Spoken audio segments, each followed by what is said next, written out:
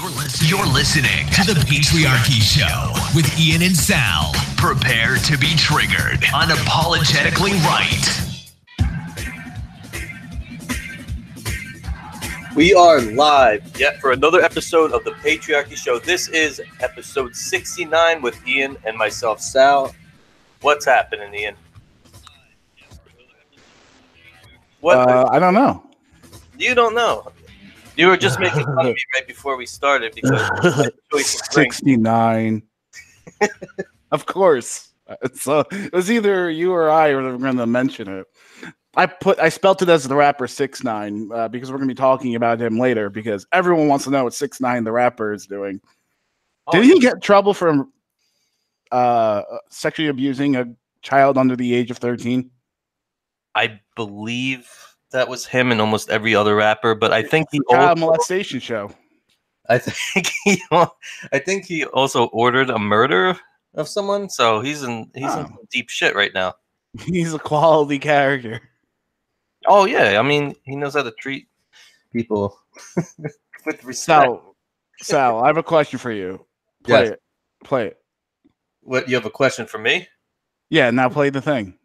I want to hear it. Wait. The Ugandan guy. The Ugandan guy. Why are you gay? Play it again. Why are you gay?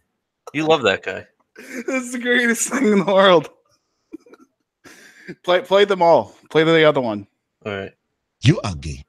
And then you got and an outspoken lesbian. And then you got this one. You are a transgender. He calls one person gay, a transgender, and a lesbian. So, all in like a 10-minute span. Not even. Ugandans don't play with that shit. They literally do not like to play with the poo-poo. No, and it's funny. I've been looking more into Ugandan stories like that. Oh God, with homosexuality, and people on the left in America blame America and the right for Ugandans' hatred of homosexuals. Why? What did we do? Did we import Ugandans? No, we exported from our country hateful, bigoted preachers.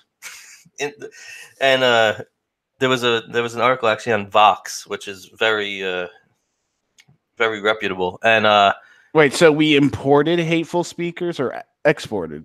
We exported them to. Oh, so we're sending bigots to Uganda because Uganda doesn't have any. Yeah, to brainwash them. They were fine before. They're dancing around fires, shrinking people's heads, and we're the ones blame people's heads. Exactly. I'm excited about tonight's show, man. We were pretty. Oh yeah, who are we having on? Awesome guest. We have Bill Schultz. Bill Schultz. He does the Mornin show on compoundmedia.com with Joanne Nosuchinsky. Yes, nailed the name. And he was on Fox News with Greg Gutfeld, Red Eye, and all this other stuff. Sal and I went up to do the Trump podcast with Pat Dixon on Thursday in New York City. And I just started talking to Bill. And he was a really nice guy. So I said, why don't you come on the show sometime? And he said, yes. It was pretty easy. Pretty self-explanatory, I guess. It was like, hey, you're cool. And it went from there. He's actually a really nice guy. He plays like the liberal guy on TV. That's just a play, right? I mean, ask him that. Yeah, I think it is. And he just put out a tweet about drinking right before this show, so I don't know what's gonna be fun. What state Bill will be in when he calls? And if you could hear it, yes, I do have an upper respiratory thing. So if you hear me hacking up a lung, that's why. I gotta get you a mute button. I have a mute button, but I just don't feel like using it. Look. See, I could do it. Yeah, I don't feel like doing it. So we have Bill drinking, and you were making fun of me like 5 minutes before the show because I'm sitting here next to a bottle of Everclear. Yeah, and I said, "What are you, 12?" what 12-year-old drinks? Well, first off, 195 young children alcohol. drink Everclear because I did. Well, maybe the town I grew up was screwed up. Maybe not 12. Okay, 15. What are you, 15? I don't have that much hard liquor left right now, so that's the last of it. The whiskey's gone, and it's either that or Corona. Okay, what? Ooh, you're not supporting America by drinking Miller or Coors. You have to go with the Mexican piss. Yeah, Time to support you right now. Imported beer from Mexico. You're not putting limes in it, right? Because if you have to put fruit into a beer, it's gay. Play the clip. Why are you gay? Why are you putting fruit in your beer? You are gay. I don't usually put lime in my beer, and now we have people that put oranges in beer. I think that, what is it, Blue Moon? Blue Moon, Belgian whites. I think so. It's a white beer. I'm not racist. This beer has white privilege. It has oranges in it when it comes to your table. Normal brown and black beers don't have any fruits in them, but the white beers do. Yeah, so I'm just gonna stick with the Mexican Corona right here with no lime, and I'll stay away from the Everclear. And this is not a sponsor or anything. I'm just making fun of myself.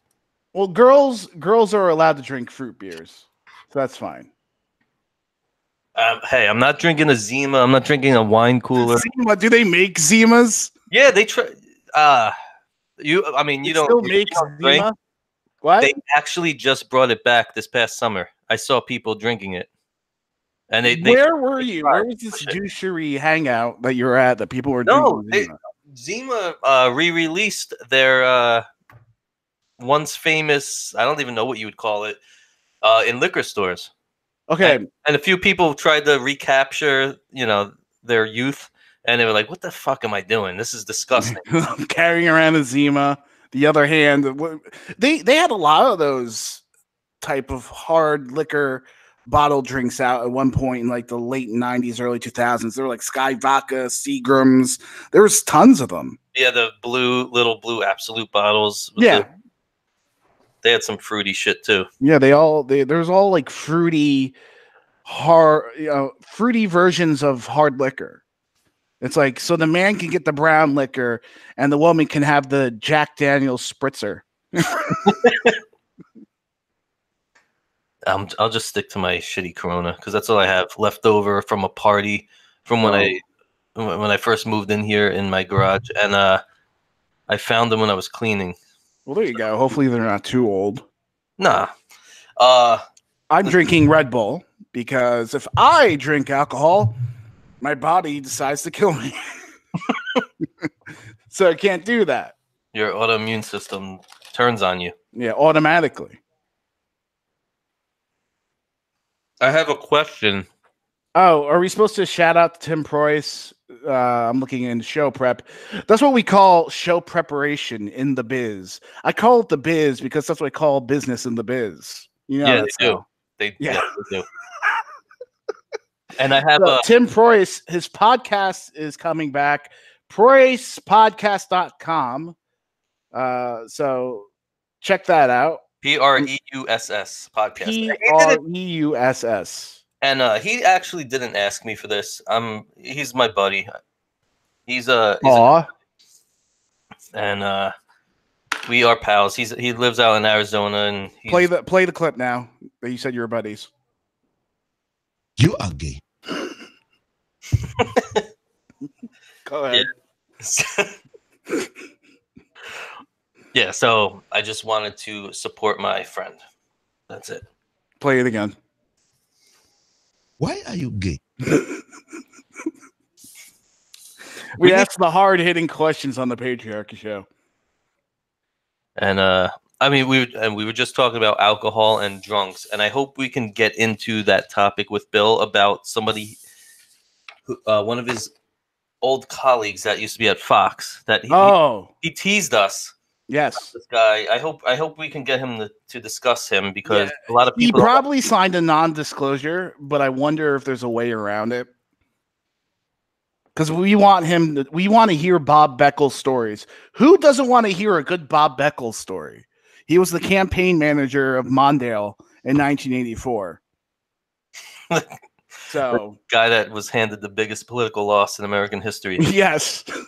And apparently he got fired from Fox for making a racial remark. Well, he was let go from what for drugs and alcohol the first time. Twice. I thought another time he kind of hit on someone, or that was just the thing there, that he couldn't keep his hands to himself. He couldn't shut his mouth around women. And I saw that live during a Fox News New Year's Eve show when he was standing there. He was always known for those fucking suspenders he used to wear. Yeah, like it was 1967. And he would hold on. Hey Bill, you there? Yes, he is. Yeah, can you guys hear me? Yeah, can you hear me fine? All right, good. So this worked. Awesome. So Bill Schultz has joined us. Bill, you host a show Mornin on compoundmedia.com with Joanne Nosuchinsky, correct? The creatively titled Morning. Oh, yes. That's enough. Yeah. We went through a lot of focus groups on that one. Yeah, you would have to. It's like Fox News budget. So it's I wish. We were just talking before you came on about Fox News. You teased us on the Trump podcast and said that you have Bob Beckel stories. Oh my God, I have so many. Oh, and I guess we didn't really get to them on the Trump podcast, but oh my God, where to begin? Again, like Beckel, like as far as his political commentary is concerned, he's kind of an idiot, right. But like a lovable idiot. But he's like a grandpa. Huh? Kind of. Yeah, totally. But as far as Beckel overall is concerned, he's a goddamn national treasure, a national fucking treasure. And I don't know if you can still find this online, but the first time Beckel came on Red Eye, the show I used to do on Fox News, it was like Santa Claus is real. Beckel comes into the green room with a hooker. And it's not like, she was just sort of young and scantily clad. No, he told us all, hey, guys, this is my hooker. Like, just telling everyone. And so right away, I'm fucking in love with him.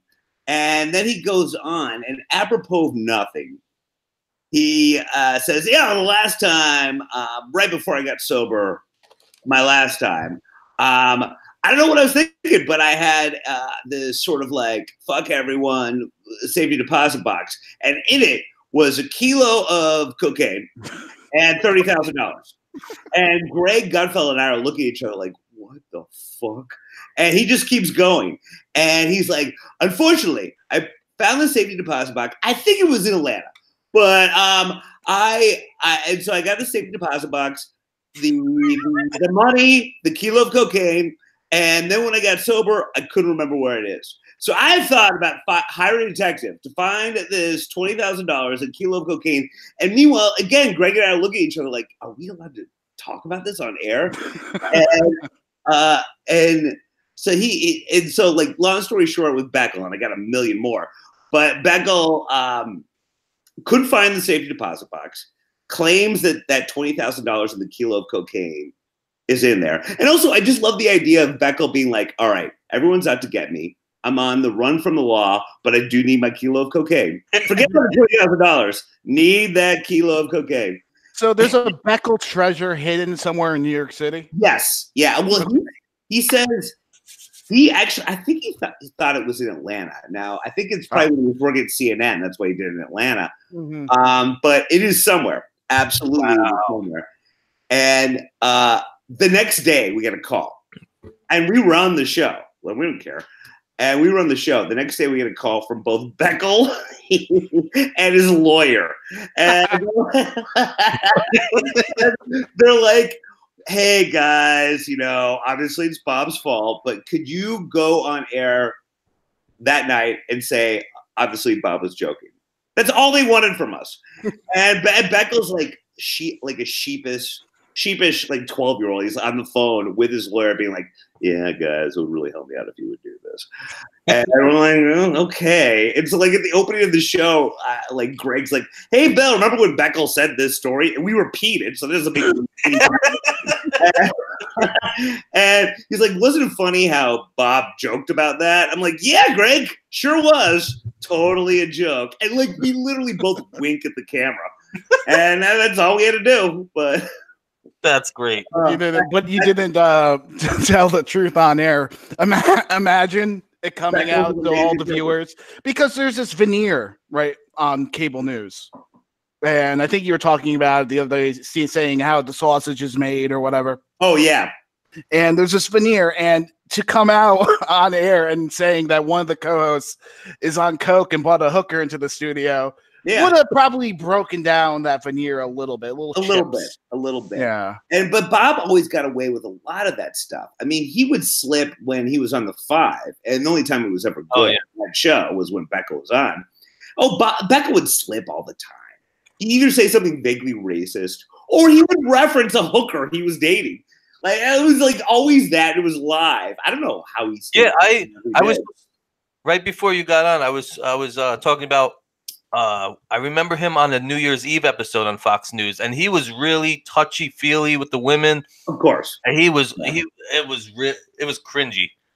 Yeah, that's Beckel. And the other thing about Beckel, and this is true, is that, and like I think he's talked about this live on air as well. But Beckel does not have a septum. So he's had a septum surgically implanted into his nose, not once, but twice, because of the horrific amount of cocaine he used to do. He had a giant hole where 2 nostrils should be. So it was one giant nostril, and he had a surgically implanted septum where his old septum was because of all the cocaine he did. That's a lot of fucking. I mean, how much coke does somebody have to do to have 2 septums? Oh, decades. I mean, Beckel was Beckel since he started working on what was it? Mondale. Oh God, Mondale. Thank you. Yes. Beckel was Beckel way back in the day. So yeah, it's a lifetime of cocaine abuse, and that will destroy whatever's in between your 2 nostrils. That will destroy it. That's true. Speaking of Mondale, LaRouche died just now, apparently. I just saw that right before we did this. I guess on the Twitter sphere, as much as I hate saying that word. I actually wanted to bring him up when we were on the Trump podcast, because there was a hoax going around. We were talking about like racial hoaxes, right? Yeah. For a while, the Tea Party was blamed for those big posters with Barack Obama with the Hitler mustache. That was actually Lyndon LaRouche's group, LaRouche Pack. If you try and find, interesting. Yeah, if you try and find any Obama Hitler mustache poster, look on the bottom. It will say LaRouche Pack. He's a Democrat. No he kidding. ran for president as a Democrat numerous times. He was kind of a wacky out there Democrats. Yeah. How old is he? He's 96. 96. Oh God, Jesus. Yeah, I don't even think a lot of our listeners would even know who Lyndon LaRouche is. Well, he's oh man, God, that's interesting. Yeah, he's up there with Soros as far as people the right think is behind everything. But LaRouche might work. LaRouche actually makes sense. Yeah, he gets away with it. Like the Hitler thing, nobody knows about that. I was looking at your Wikipedia, politics. Bill. I was looking at your Wikipedia. Are you related to William Dawes, Paul Revere guy? Wait, by the way, isn't that amazing? I'm related to someone no one's ever heard of. I've heard something certainly to brag about. No, but the thing I like, I am indeed. He's my 7th great grandfather. And the thing I like, because like you're a dick if you're like related to Jefferson. And you talk about that. You're a dick if you're like somehow related to Lincoln and you talk about it. By the way, Tom Hanks is kind of related to Lincoln and he talks about it and like fuck him. But I have no problem talking about William Dawes because he's completely forgotten by history. You know, he rode with Paul Revere, and Paul Revere is much more well known in Boston than Dawes was. And then William what's his name? Henry Wadsworth Longfellow wrote the poem "The Midnight Ride of Paul Revere" about 100 years afterwards, and that made Paul Revere famous for all time. Well, William Dawes went further and got away from the Redcoats and warned a lot more people than Paul Revere did. But, and this is a joke in my family, that Dawes is relatively easy to rhyme with, but Paul Revere is easier to rhyme with. Even here, see, yeah. And so that's half the reason why Henry chose him. And so, yeah, it's like William Dawes is in the dustbin of history. And so I love talking about William Dawes because he is forgotten. And he was he was fat as fuck, which I also love. Me got away. Yeah, Paul Revere, if you look up paintings of Paul Revere, he's like a handsome dude. William Dawes looks like Norm from Cheers. Actually, if you look up William Dawes' painting, he looks exactly like Bob Beckel. I shit you not. If you go on Google Image right now and you find William Dawes, Sal, please be doing that. Looking. Yeah, the one painting that William Dawes ever sat for, he looks exactly like Bob Beckel, but with blonde hair.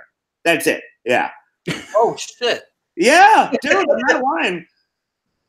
Yeah, I'll put it up in a second. That's fun. Oh yeah. So I like the fact that William Dawes was kind of known as a drunk in Boston, but everyone loved him, and he was fat as fuck, and so I think that ride was hard for him just for the fact that he was like 300 pounds, which by the way was very hard to do back then. You had to eat a lot because every columnist walked everywhere. Like it's very hard to be that fat. Oh, there we go. Yeah. That is Bob Beckel. It's Bob Beckel and everything. Yeah, that's my seventh great grandfather. And the suspenders. Yeah, I love the buttons on it. That's the one thing that William Dawes ever sat down for painting wise.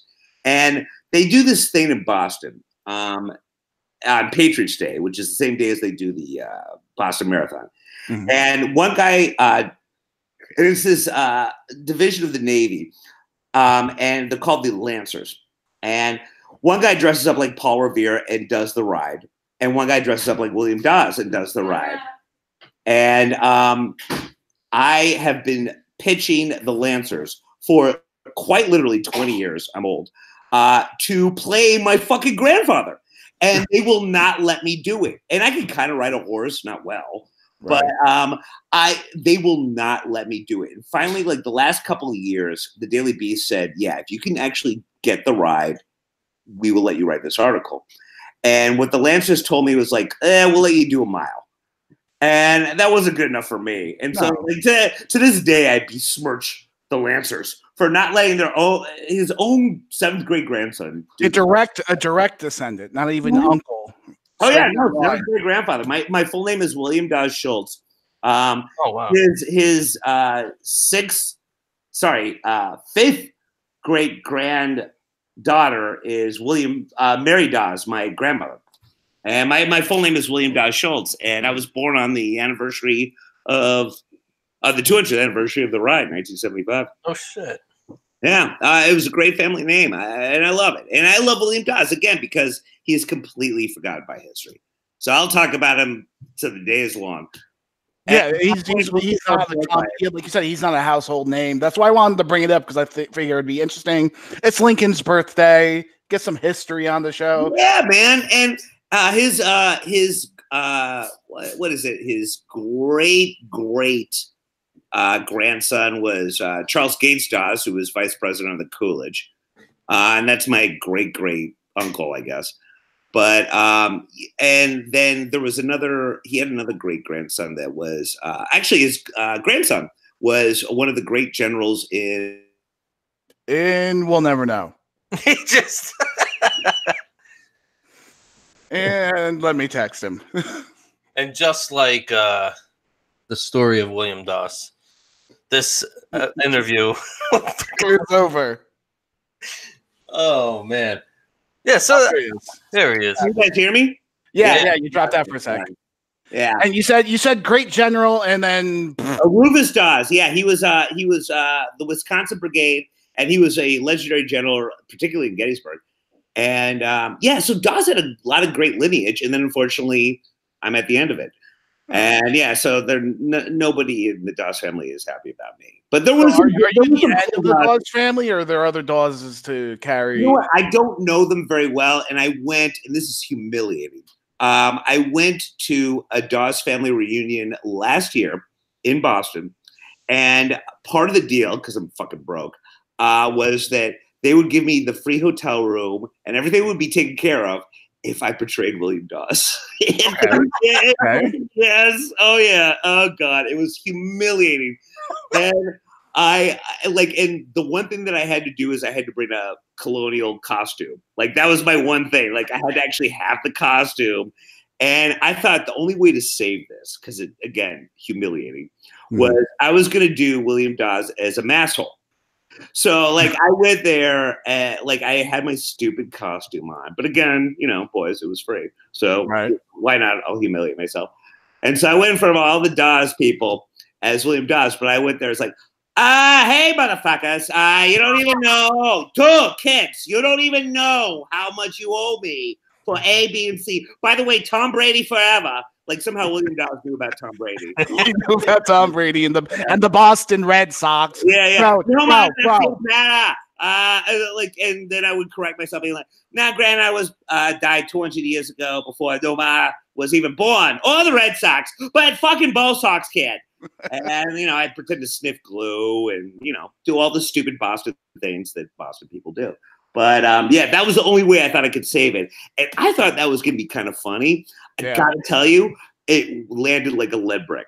They like, weren't. Half of the fucking Dawes people were like, "This is very offensive. And why did you shouldn't have had this man up here?" Yeah, and I'm like, "What?" By the way, what were they thinking? Like having me dress up like goddamn William Dawes? Like, of course I'm going to try to like make it goofy. The whole premise is goofy, and so like I was going to try to make it funny, but no, like God bless my parents, they both laughed, but it was like charity laugh, like my mom like clapping, like giving me some charity, but everyone else was sort of like, no, this is very offensive. William Dawes did a lot, and you're pretending like he's Ben Affleck's character in Good Will Hunting, and we it. And how about them apples? Yeah, exactly. Like we are not a fan of this. And yeah, oh God, I just remember blushing with my tail between my legs, walking off in this stupid costume right after I did this. And by the way, I put a lot of research into the speech. I knew a lot about William Dawes that those motherfuckers did not. But it didn't matter. It didn't matter because I was masshole William Dawes, and they thought that was offensive. So you just got done hanging out with Gino Bisconti. He's a known alcoholic, right?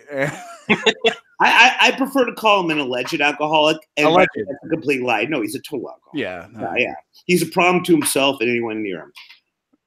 And he's a comedian. He also has a show on Compound Media. Great.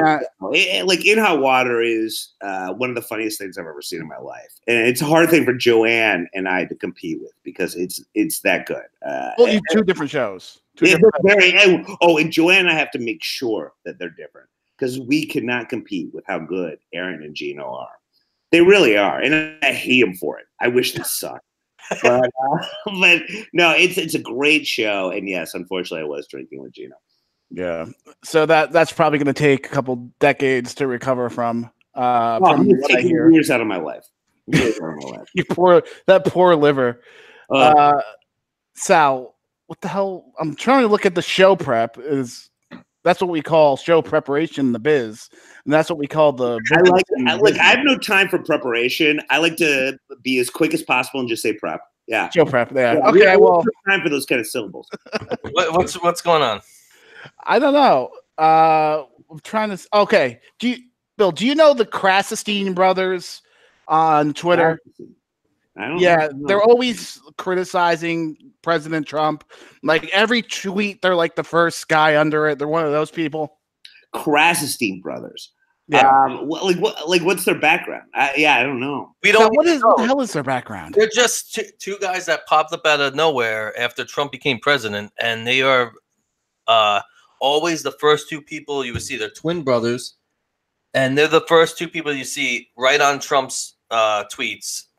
Just ripping them apart, and always the first Krassenstein brothers. Yeah, So by what you're telling me, should I follow them or not at all? No, not at all. No, if you're following Trump and you go to click on a Trump tweet, you're going to see them. Trump. They just started a podcast. That's why Ian is bringing this up, right? Yeah. No, they started a podcast, and I just wanted to. Why are you guys promoting them? Fuck them. No, why? No, yeah, fuck them. But it's okay. So you have to listen. Just here, Sal. Play a bit, just a bit for Bill. This is their intro. This is their intro. It's amazing. So it's the introduction of their podcast. They tried to do a little promo for it. A little back and forth episode ever. Hey, you never know. It might be our first and our last episode of this show. Doesn't go too well. That's true. But I'd say the chances of that are about as good as Orange Man Donald Trump in office resigning in the next 10 minutes. Oh my God. We have an awesome show lined up for you guys today. Yeah, so here we go. For those who don't know us, we're both 37. This thing is twin brothers. Buffering. We've actually known each other for about 38 years if you count all the cuddling time we had. It's and it keeps going like that. Oh, Jesus. Now, at Compound, when I first introduced myself to you, I said, "Hey, I'm Ian. I have this podcast like everyone else." And you said, "No, don't say that. Podcast is the future. That's what everyone's listening to." Absolutely. But then you have that. I'm doing the same thing as that. Well, yeah, but of course, there's like a fuckload of bad apples. Fair enough. Within a good amount of good apples, podcast wise, but like, yeah, you're gonna get some shitty podcasts, and boy, the way that. But just hearing that is a case in point. But yeah, but like podcasts. Aaron and Gino are doing, I don't know why I'm promoting those fuckers. But Aaron and Gino are doing like a separate podcast. It's basically how I put a podcast. And they're like a little embarrassed about saying, oh, like I was talking with you, like, oh, it's a podcast. Everyone's got a podcast. No, that's where it's at. Like that is the new media that, and I will say this, as pathetic as I am, and as much as I told you, Ian, I'm a Luddite, I was like actually early on in podcasts because Lauren Sivan, this reporter that was at Fox, the local Fox LA, and I knew her at Fox News, and she ended up becoming one of my best friends. She moved to LA, and when I was still at Fox News, we had a podcast where she would just talk about West Coast stuff. I'd talk about East Coast stuff. It was as bad as it sounds, but it's actually kind of fun. And we had a good amount of following, but then I got fired. And so then the podcast stopped. But like we were like early adopters to that. And Lauren was always pissed at me for getting fired because she liked doing it. So you had this podcast, you got fired. Did you get fired from Fox? Is that what happened? I mean, no. Did you say that? Mutually terminated. Yeah. Okay. Mutually terminated agreement. Non-disclosures are a hell of a thing. How is that forever? Non-disclosure, or can you not disclose? Well, yeah. Like it's one of those things where I'm sure there's a sell-by date to it, but I can't. Don't even bother. I can't afford to get sued. Yeah. Don't even bother. Yeah. Exactly. So. Let's go over some of the more news. Do you know the rapper 6ix9ine? I do not. God, I'm out of it. I don't know anything. Behind the time. You were right when you texted me that. Mm-hmm. So this rapper name. Sal, play some of his music. Play one of his more popular songs. You want me? Oh my God! Play one of his. We'll go to YouTube real quick and pull up like his most popular song. He spells it with the number 6. SIX and then the number 9 INE. Jesus Christ! Yeah, it's really that's the worst. Ugh. Like anyone even has 69 in their email address. Like, what are you doing, dude? Yeah, it'd be like deadclowngod69 at AOL.com. That's like my email from when I was 12. Yes, yeah. That's what we're talking about here. I don't know if this is gonna look glitchy up on the screen, but I'm gonna share the video. It's I've never listened to it. I've actually never listened to this guy. Okay, before. I can see it. Let's see. All right, let's see. Might be glitchy. Oh wow. Is he gonna talk? Or is he gonna rap? Yeah, this is what this is. He's a blood, I guess. Oh yeah, he is. Which people in the chat are saying he's a pedophile. Pop these niggas like a willy nigga. You a silly nigga. 3 N-words in 3 seconds. Pointing guns at the camera. Is that his real hair? Yeah, and it's always different colors. Yeah. All right, Sal. So, all right, I gotta stop it. So we set the scene. So there's this tough guy rapper. He's been accused of being a pedophile. Apparently, he's been accused. I'm embarrassed. I didn't know about this. He's been accused. I just got a notification from Google to stop playing it on our broadcast, or we will be pulled off. I've never seen that before. That's never happened. That's impressive.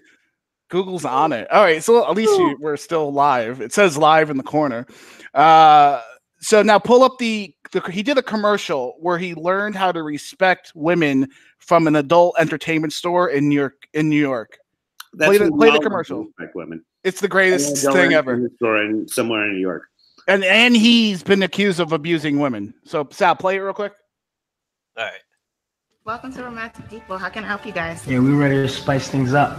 You do know you have to know your partner's limitations. I agree. When I was younger, I used to make a lot of stupid mistakes. I'm ready to learn more. Get informed. Help stop violence against women. Visit a romantic depot near you and pick up your free pamphlet. Thanks to Romantic Depot, I now know how to treat women with dignity and respect. Guys, this is just in time for Valentine's Day. Yeah. Yeah. Oh God. Now I know. Well, I would have to date someone. He said now I know where to go in case I am. Romantic Depot. He said they taught him how to teach women with dignity and respect. Well, dignity is just a buddy of his. Thanks to Romantic Depot, I now know how to treat women with dignity and respect. Visit. It's in West Nyack. Oh, no, he knows how to treat people with his buddy Dignity, and they're both going to do it together. That's it. Well, I mean, at least he's not smacking them or molesting them anymore, so that's a good thing. So he's abusing some girls, huh? Yeah, he's not a good guy. He's in the Bloods. He's not. This is not a quality human being. That no, not. He's no Bob Beckel. Or as I like to call him, William Dawes.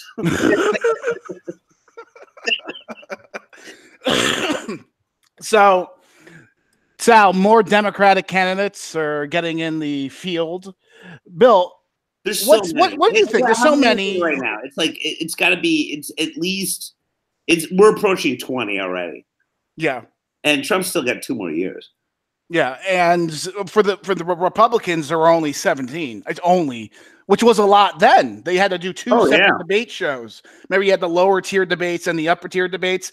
Yeah, with the Democrats, are they going to have like 3rd tier debates? It's a good question, and I mean, I was reading something, God, it must have been a couple days ago, about like everyone's complaining about how early the race has already started to happen. But I guess that did happen when Obama ran. When Obama ran, I guess like a lot of people came out of the woodwork and started becoming candidates way early on, like with 2 years left for Bush. And so this is not unheard of. Like this has happened before, but it's a lot. It's already a fuckload of candidates. Yeah, look at this. Oh my God, it's more than 20. Yeah, I just saw your visual. Yeah, we got. Oh God. Real quick, back to 6ix9ine. In hot water says a lot of these guys have not officially said that they're going to run. Like Bloomberg hasn't officially said. Biden hasn't officially said. Yeah, a lot of these guys haven't. Real quick, I want to go back to the 6ix9ine thing. In hot water says he was convicted of all that stuff. Okay, so he's going to be spending a lot of time in jail. Yes, apparently. But so how many people are up there? 1, 2, 3, 4, 5, 6. Not 7, all 8, of them 9, have announced. I'm noticing. Bernie hasn't said he's going to run. Even Beto has not said he's going to run. I see I see Obama's attorney general. Gillibrand's running.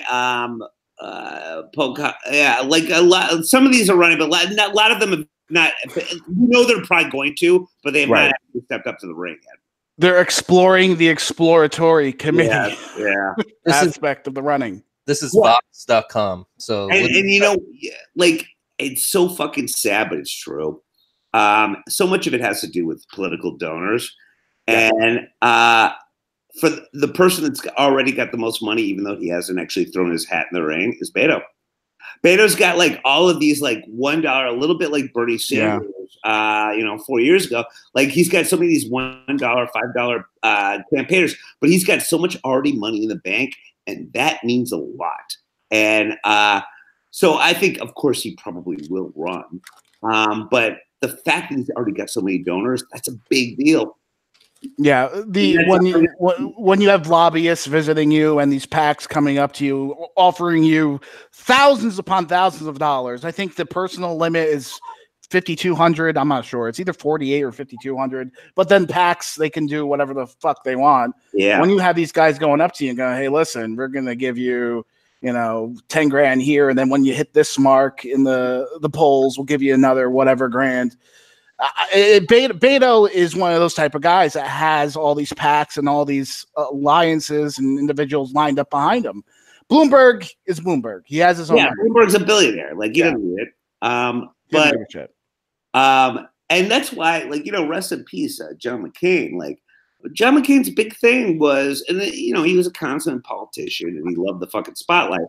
But his big thing was get rid of the fucking PACs, get rid of like all of this goddamn corruption, as far as just making a candidate happen without all these special interests going into it.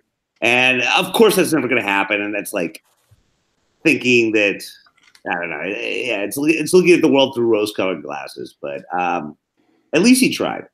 It was something. Yeah, it was something. he gave us a go before he died. Yeah. So who do you think who are your top three? You said Beto, but who do you think? I think Beto's got a big chance just because, and like honestly, I don't even know a lot of his issues. And like I think it was very impressive that he almost beat Cruz. That very hard to do in Texas. Within 3 points. Yep. Yeah.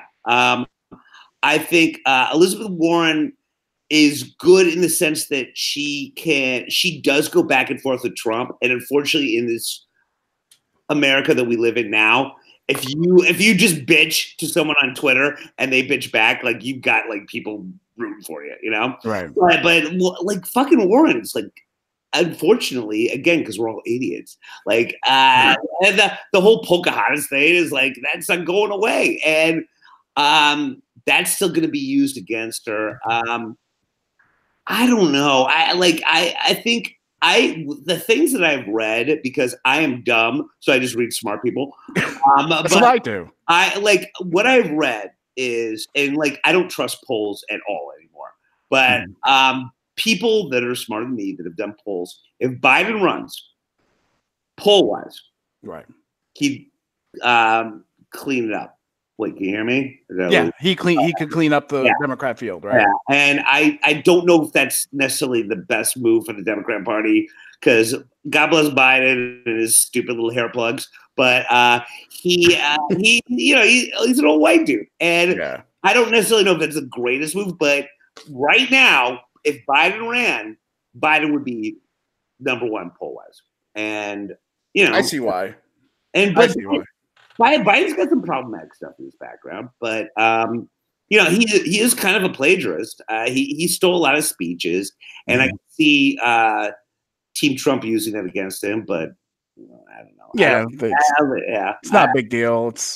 Trump has many skeletons in his closet, and he was president. Wait, hold on. What? No, I said many, not none. Wait, he does again. Oh, no, shit. no, Trump. I said. I'm gonna read more papers. I did not realize this. He brought his girlfriend on a skiing trip with his wife. Trump. And it was reported everywhere. Wait, but Trump's married. Why would he have a girlfriend? No, this is back when he had his skeletons. Oh, no, again, I don't buy any of this. This is fake news. Whatever you're telling me right now is fake news. Oh, okay. That man would never do such a thing. Donald Trump? No, he's a saint. No. He is the God Emperor, and he would never cheat on his wife. And if you say anything otherwise, thank you. And like the thing with Biden, and there's Biden being creepy. I'm looking at the video, but like the thing with Biden and fucking the Onion, man. When they're on, they are on. And remember when Obama was still president and Biden, VP, like the Onion just decided that their character for Biden was just like this old guy in jean shorts that has a Camaro washing outside the White House, and that was Biden. look on screen right now. See, all right. Exactly. So maybe, by the way, the Onion probably wasn't far off. Look at that right there. Yeah. For the podcast listeners, he was just sitting at a table with a bunch of bikers, and he had a biker chick on his lap. Yep. Look at that smile. Yeah. I love just it. touches little girls on their shoulders and rubs their shoulders. I mean, if I guess he could get away with it because he's the vice president, but if you had a daughter and the vice president's just creepily rubbing her shoulders, don't you say something? I wonder what he's whispering into her ear. Yeah. Don't worry. It'll be okay. We won't kill him. I just got some new transmission on my Camaro. The power steering is fixed. Oh, man. Again, he's America's uncle. He is America's uncle. Bob Beckel's America's grandpa. Joe Biden's America's uncle. I don't know. God, what is Bob Bob Beckel wishes he was America's grandfather. Like that would require Bob Beckel to reproduce responsibly. Bob, what is Bob Beckel? Bob Beckel's like the America's. I guess Bob Beckel's like the creepier uncle than Biden. That's the best way to put it. The really creepy uncle. Yeah. Okay. But Bob Beckel's the guy that'll come once a year dressed as Santa Claus to an embarrassing Christmas party at your family's place. But he'll smoke a joint with you outside. Was he cool with him as far as that's concerned? Was Bob Beckel like a philanthropist? Did he just spend all his money on coke? No, Beckel's a nice guy. Beckel is just like, with the amount of fucking drugs he put into his system for as long as he did. I mean, Beckel's just sort of all over the place. But he is a solid dude. And, you never really know what's going to come out of his mouth. But I really dug hanging out with him. He was a sweetheart. And I don't even know what he's doing now. I'm assuming he's a color commentator on some, is he been hired? Yeah, let's Google this. Sal, Google. I think he might be at CNN. Yeah. I'm almost sure I saw him there the other day. Well, I remember before I mutually decided to leave Fox News. I remember there was twice where they had an 8x10 of Bob Beckel and said, "Do not admit," in front of Fox News. But by the way, this is how fucked up News Corp is. Then they rehired him. So it went from "Do not let Bob Beckel into the building" to "All right, yeah, you're back on, same contract." So he had one of those security pictures, like at the security booth. Okay. Yeah. And by the way, it was so offensive to Bob too, because any motherfucker could come in and see that picture. Do not admit Bob Beckel. It could be like a pizza delivery guy, and he'd see a picture that said that was Bob Beckel. Do not admit this person. Right. Anyone could see it. At the very least, hide it for anyone that comes in. Well, he has a Bobcast, apparently. Of course he does. Why wouldn't he? Oh God, I love the fact that he's got the Bobcast because Bob would also get into trouble where he thought he was emailing someone, but he accidentally tweeted it. He was one of those guys. Oh yeah. I remember, Ian, I told you I'm a Luddite. Well, I look like fucking Steve Jobs.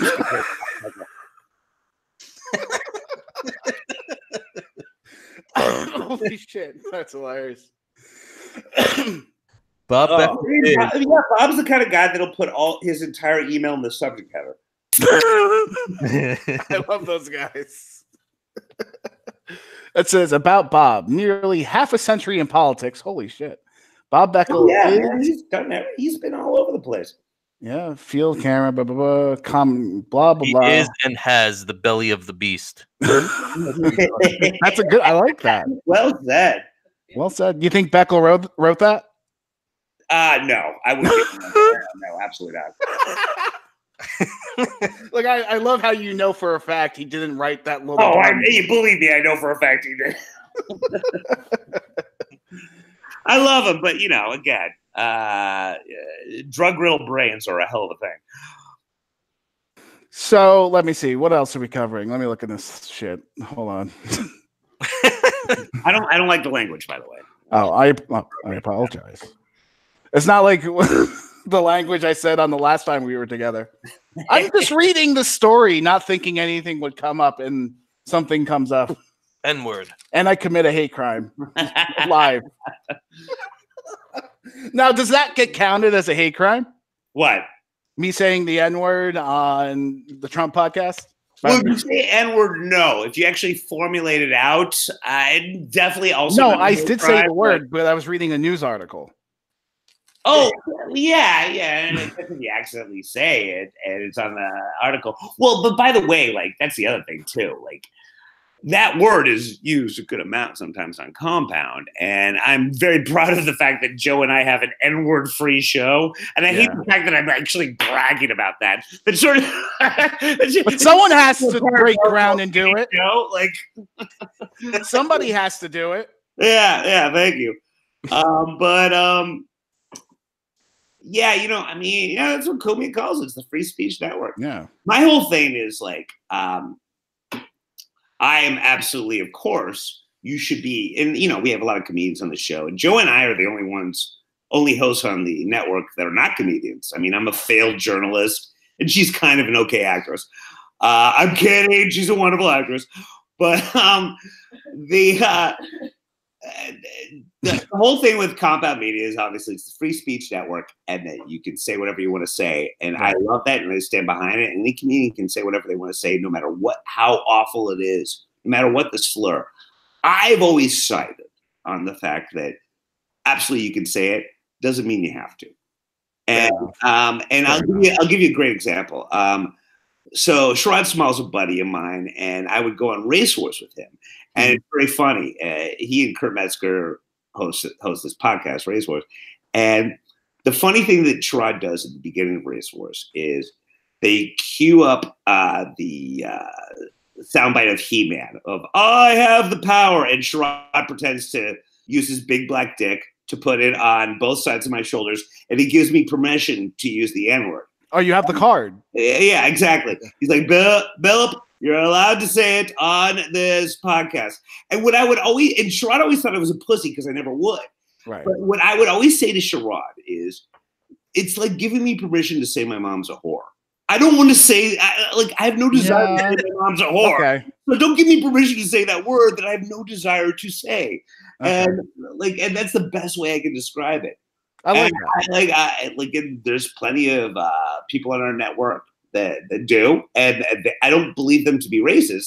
I wish they wouldn't say it, but I don't think they are. But they're just trying to push buttons. Oh yeah, they're just trying to. But everyone's trying to do that. Yeah, absolutely, trying to push the boundaries, the Overton window, or whatever you call it. Because as we discussed before, we've been called our newmediacentral.net, our website.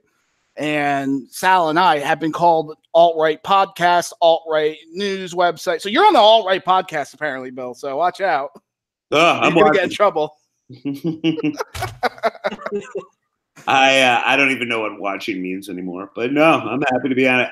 But yeah, I mean, that's kind of my thing. And honestly, and Aaron and Gina are so funny, but they do so much goddamn racial humor in Hot Water that I will talk to Aaron every once in a while and be like, that whatever he just last did was hilarious, but I ask him sometimes, I'm like, do you think it's kind of a crutch?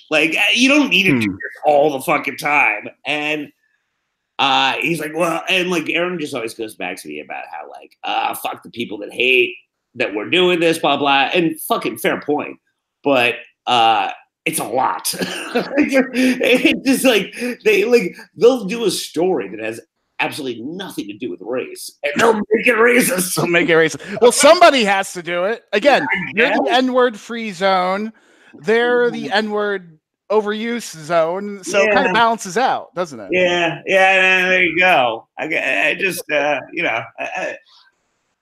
Hey, say whatever you want, but no, but I've been a fan of Anthony Cumia for years, and it's really cool from going from fan to trying this little project out that gained a little steam out of kind of just like out of nowhere. Oh, people are like, oh, we like what they're saying, so let's listen. That's so fucking weird to me because it's just me.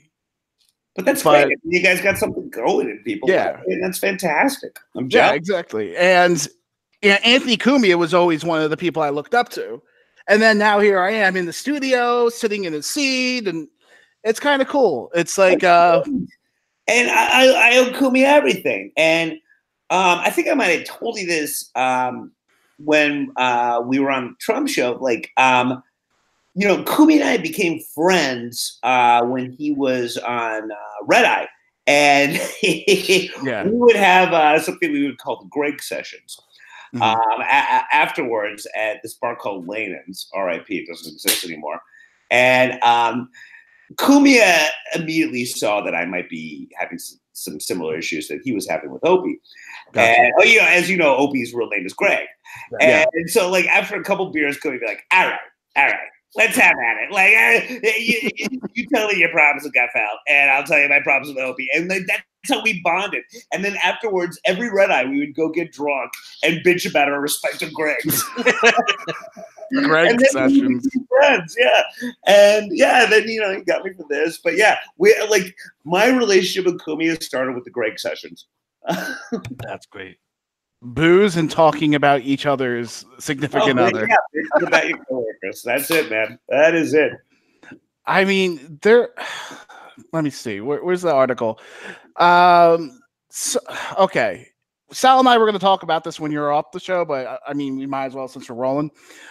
Sal and I have had some dubious guests in the past. Okay. We had this guy, Seattle. Guests, like different people. Yeah. I mean, I don't know who's going to go and stab their father. For example, one of our guests stabbed his father. Oh my God. Yeah, he killed him. He killed his dad, one of our guests. He was a guy who would come on, talk about conspiracy. And then we had Mercedes Carrera on and everything was going on with her. Yes. Yeah. And I was not aware of Mercedes until after Gavin was on our show last time. And Gavin texted me saying, don't mention Mercedes. I'm like, I don't even know who she is. And then I looked up all of this shit afterwards. And then, Ian, you were telling me, you gave me the updates. Yeah. It was like, and again, I think it's mostly her husband, but yeah, that's fucked up. That's the way it sounds. That's what it sounds like. That B, I can't do conjecture, but apparently there's a component. Mercedes Carrera released a statement. Let me read it. Did you read it, Bill, or no? You want me to read it for you? I'll read it. No, I can't see anything right now. All right, I'll read it. This is what she wrote. Last week, my husband and I were arrested on charges of molesting my 9-year-old daughter. The absolute worst crime I can imagine. The charges were filed by her father, my ex-partner, and in parentheses, a fundamentalist Christian. He is trying to take custody of our child from me. The charges are absolutely false and horrifying, and the last-ditch effort to keep me from contact with my daughter for the rest of my life. I am so worried for her. Her life is shattered. Life will never be the same for any of us. We are struggling to make sense of this nightmare. This is no bail offense, so we are stuck in jail until we are cleared. We are facing decades in prison and do not even have money for a lawyer. Jesus. We do not know what to do, but I ask that you all know me for who I am and know that neither I nor my husband would ever do anything like this to any child, let alone my beloved daughter. End. That's some serious shit. Yeah. And oddly enough, my nickname in high school was my beloved daughter. Or even that's what people would call me. But oh God, like, I worry about some of my IRS issues, and then I look at something like that, I'm like, yeah, it could be worse. It could be, yeah. The IRS is going to be the least of your worries when you have shit like that happening. Yeah, I mean, we got the mugshot pulled up for our live. But I think we called him if any of the charges are true. Yeah, we had her on, and she was a nice lady. Like, I don't know what to say. all my interactions with her have been positive. You know, going from Twitter. What was Gavin's link to her? He would always have her on his show. I think she was a constant guest, especially at Compound. She was like always on. She's actually a pretty smart chick. She has a degree in engineering. I forgot which, like bioengineering or something like that. She's very. I think it's civic engineering or civil. You might be right, and you know she's well versed in politics. She helps out veterans. Not well versed in putting on makeup before a mugshot. I know. Look at that.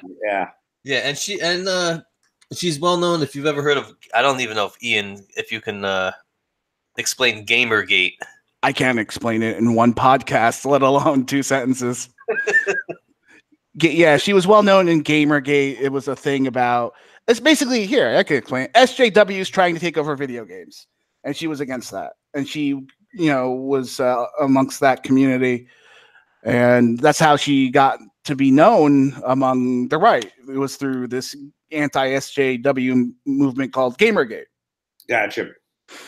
So I don't know. So how when you've hosted multiple shows, and I'm sure you've had guests that have got arrested or whatever like that.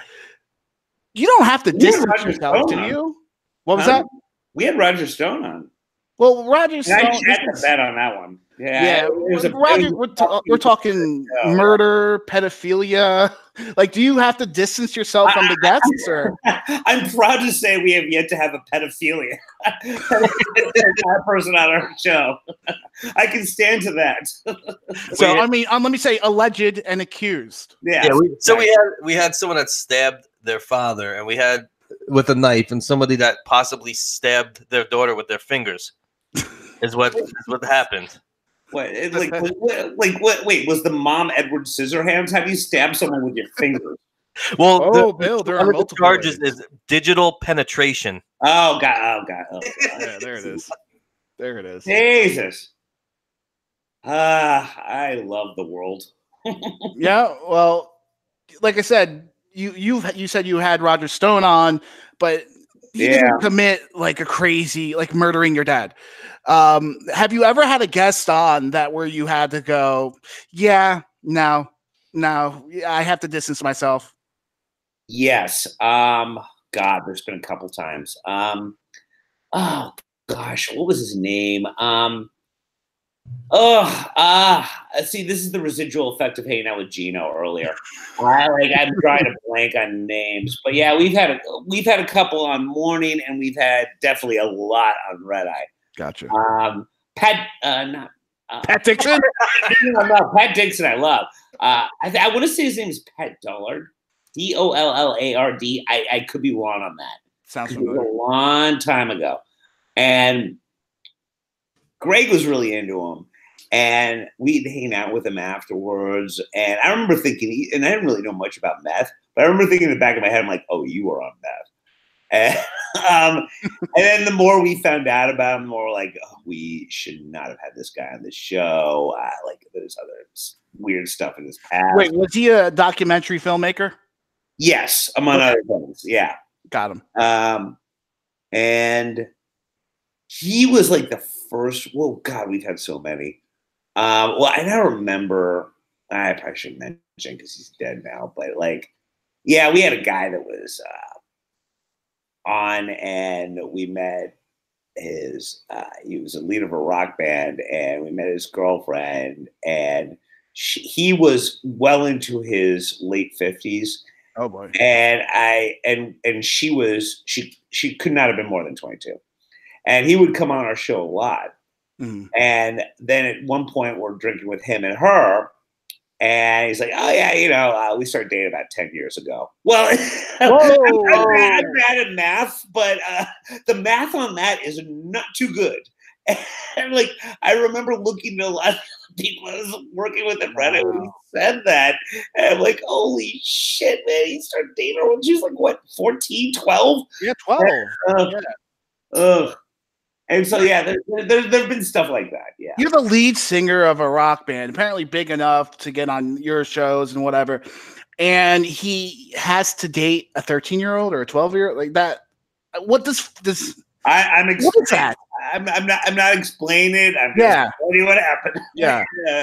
I can put logic on that, but that was a big one. Okay. So there's always little things like that. Yeah, that's why I wanted to get at. Like, if there's any guest, you were like, no, hell no, fuck that. That you just had to. Not so much on Morning. I'm trying to think. Like on Morning, no, not really. Red Eye, absolutely, and I'm drawing up like on a lot more of them. But and how long were you on Red Eye for? That like had a problematic background that we came to realize more and more when they would be on how bad their background was, and then they were off. But not so much on Morning. No. Surprisingly, maybe Morning. Oh, wait, by the way, maybe, and I'm just forgetting it. Yeah, I'm sure we have on Morning. Yeah. Surprisingly, on Compound Media, Anthony Cumia's network, Scum-Free Zone, but Fox News, Red Eye, apparently lots of it.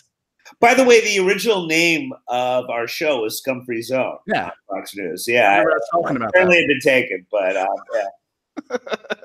Bill, listen, you've been on for about almost an hour. I don't want to keep you any longer. It's getting kind of late. But thanks for coming on. Oh man, guys, thanks for having me. Listen, I really appreciate you. Kind of came in the last second, and I really, really appreciate it.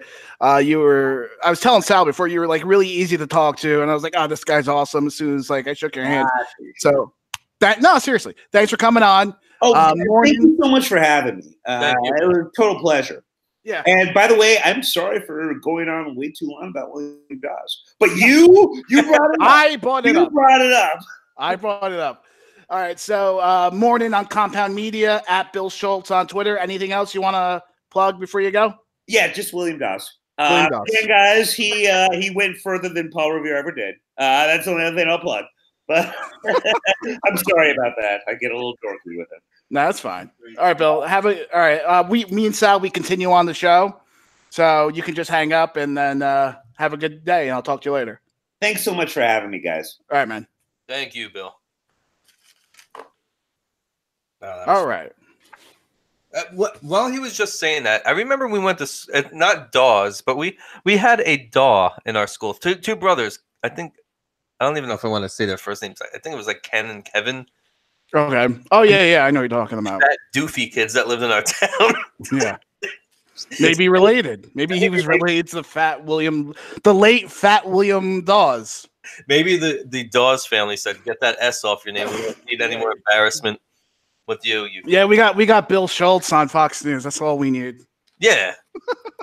No, but I seriously mean it. There's certain people out there when you meet them, you get this good vibe, and he gives off this good vibe. He's a good dude.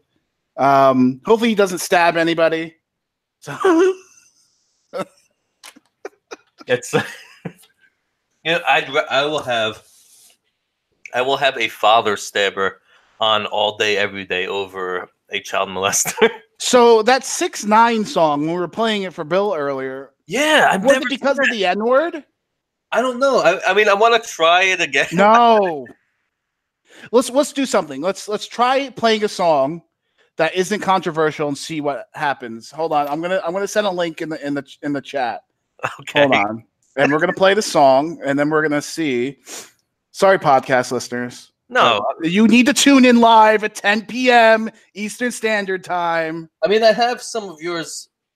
Oh no, I only have Beastie Boys open. No, don't play that. Here, yeah, because I wanted to play the Paul Revere song when I was talking to him. Yeah, that. What's this shit? Oh, well, hold on. Fuck, it's not. It's of course. Production on the fly, folks. Production on the fly. If you listen to the show, you're used to this by now. Yeah. All right, I'm gonna put it in the chat. Sal, the link. All right, play that. Oh Jesus. Okay. Yeah, just play that. I want to see if we get in trouble. I bet you it was because of the N-word. Yeah, let's see.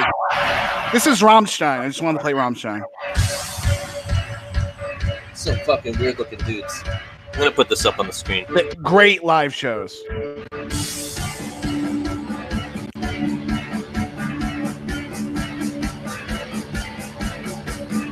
I love the build-up. That'd be a good show intro.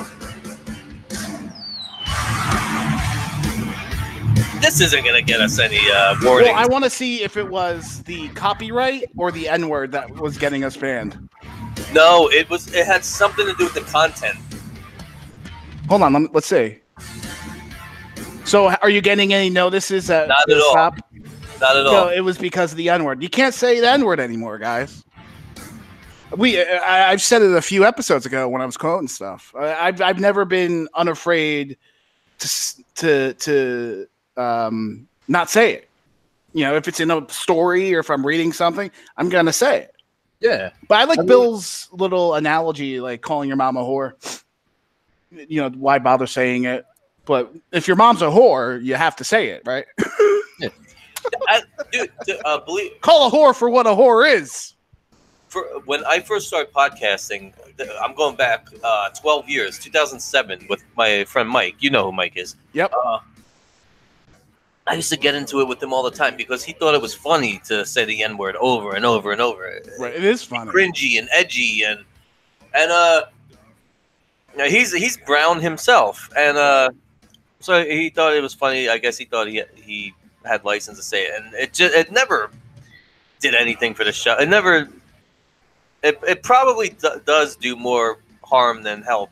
You're not gonna. Yeah, but if you're just trying to be a straightforward guy and not overuse, you're not doing it to be cringy, because people do it to be cringy.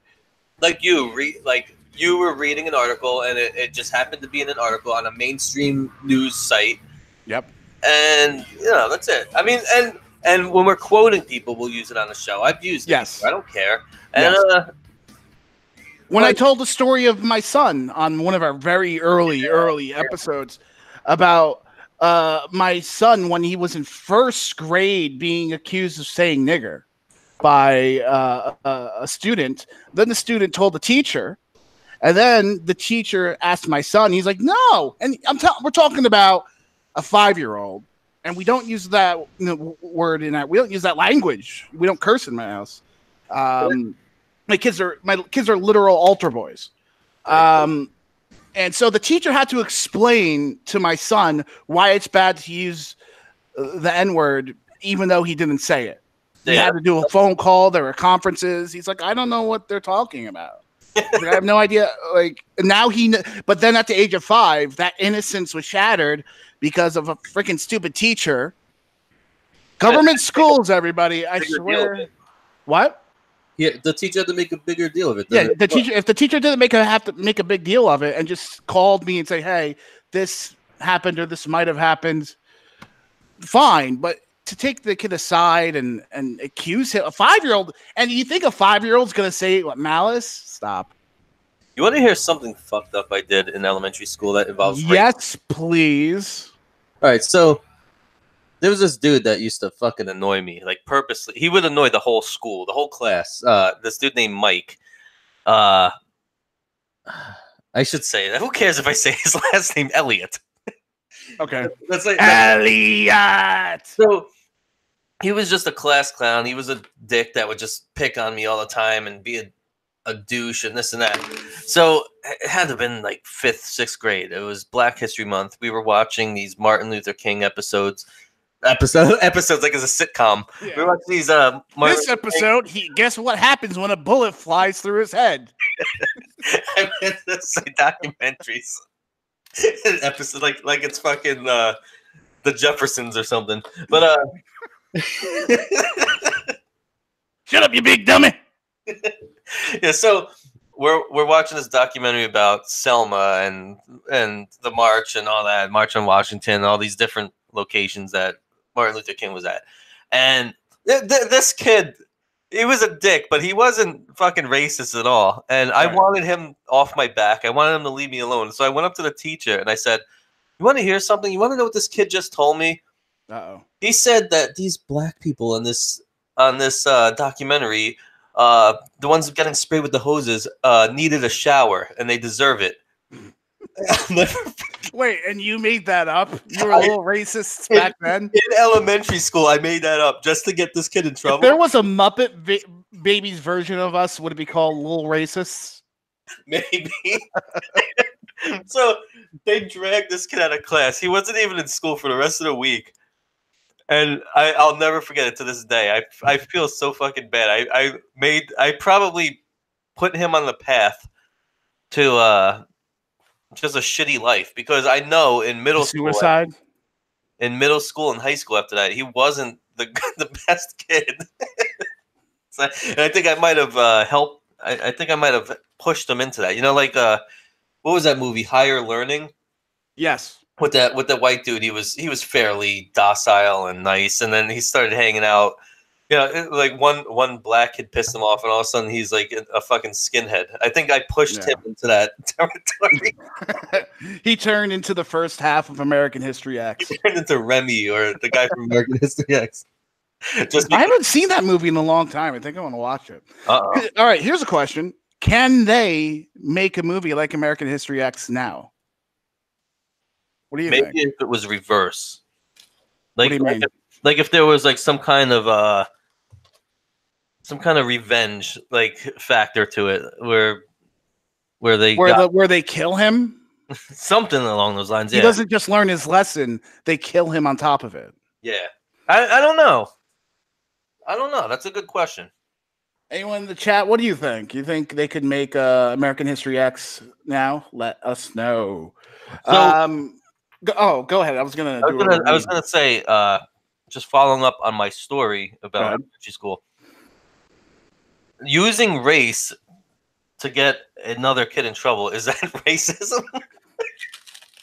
I don't know. I don't even know what racism is anymore. I give up trying to figure it out. I think it was just smart. I mean, I thought it was pretty clever. If we were watching some normal movie, I would have somehow turned it into something bad to get this kid out of the class.